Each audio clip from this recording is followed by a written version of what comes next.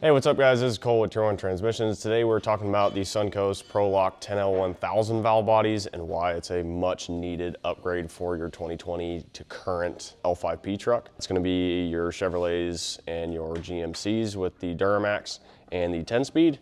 They have a known issue of valve body PR valve wear that causes low line pressure, high line pressure. Most of the time it's high line pressure, but that will cause the castings to blow out of the valve bodies, which at that point, the valve body is useless. But most of the time before it does that, it will destroy or make its attempt to destroy the rest of the trans, including the F clutches and the outer shell, and also the E clutch hub, which are a known issue. But the SunCoast ProLock valve body stops that from happening. What they do is they get brand new valve bodies from the dealer, brand new Gen 3 valve bodies that have the fixes from the dealership that do not have the PR valve wear issues, and they install the RatioTech shift kit, which gives you increased line pressure, better shift feel, and increased lube oil pressure, which keeps the rest of your trans cool and everything lubricated. Going along with lubrication, they include a new pump. The RatioTech shift kit makes modifications to the pump, but SunCoast also does their own special stuff to the pump. So you get a brand new pump, brand new valve body, and obviously a filter. This installs from underneath the truck without pulling the trans. It's a pretty simple install. So now I'm gonna go give this stuff to Troy and he'll show you guys how it goes in.